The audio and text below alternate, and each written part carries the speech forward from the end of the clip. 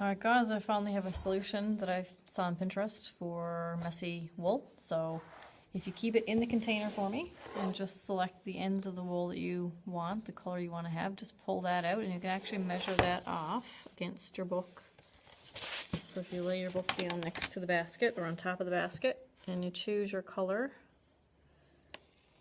as long as you can go through the spine of your book twice, you can cut that off.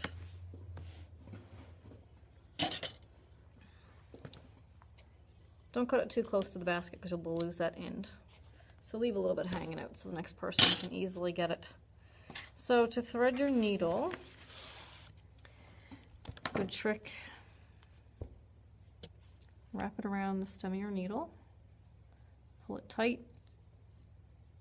pull it out, and then you can push that little end right through the eye of the needle. Grab it with the same fingers and then pull it right through.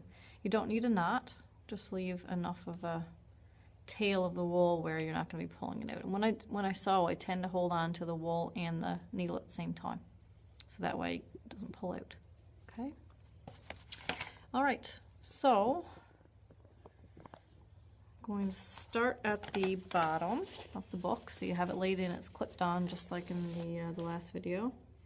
You can start from the outside or the inside, depends on where you want to see the knot. So I'm just going to come up through that first hole.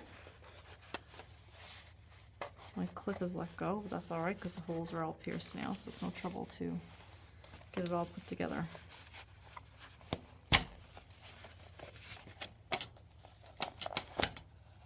So pull it just enough so that you've got a little tail hanging out, enough to tie off in the end. And it's no big deal if it doesn't sew up really nice and tight, because what you can do, you can pull on both ends after you get all the way up to the top, and it'll tighten up for you just fine anyway. So you gotta find the hole. If you're having trouble, you can actually separate the pages. There we go.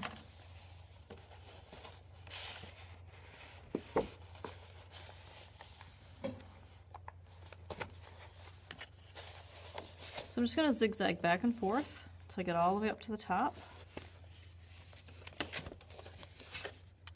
And then we take the opposite path to get back down to the bottom. And then you just tie your beginning to the end.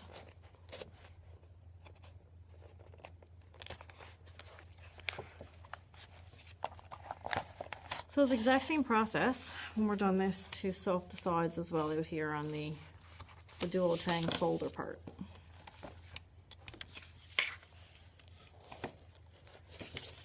So again, if you can't get it right through both at the same time, just lift up your book a little bit, bring that through your book page, and then go in through your cover page.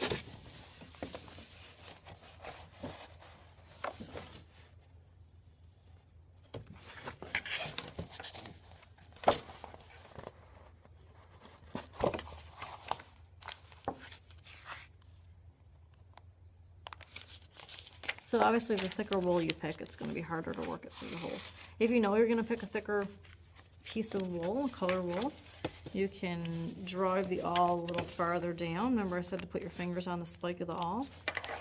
You can go a little deeper with the awl if you know you're going to use a thinner wool.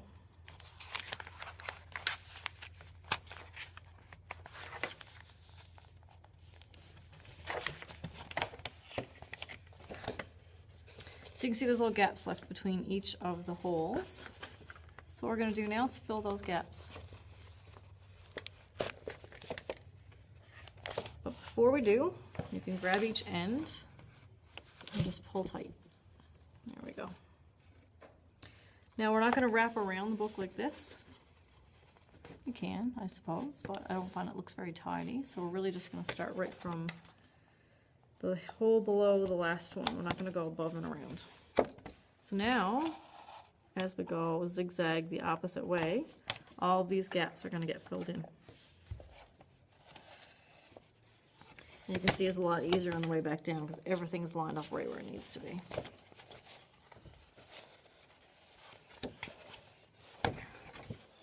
Don't forget when you're done, pass the needle back.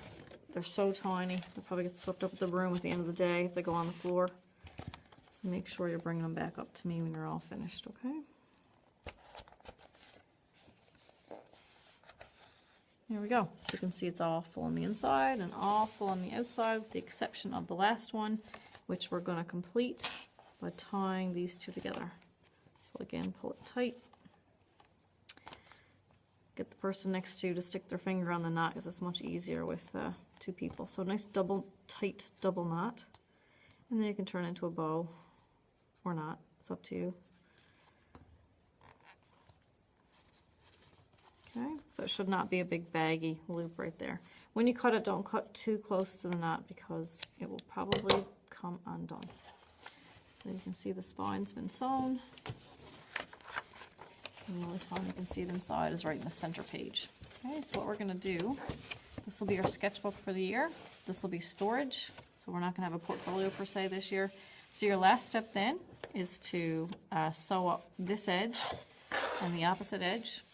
And before you do that, I would put a reference line. If you go too close to the edge of your paper, it will probably rip. So give yourself about 1 centimeter. Draw on 4 or 5 little dots. And same thing, use the awl. Pierce the holes, and then you can follow through with the wool up and down. Same way you did for the spine of your book. Okay? So give yourself the reference line on each side. And then we'll do something for your cover.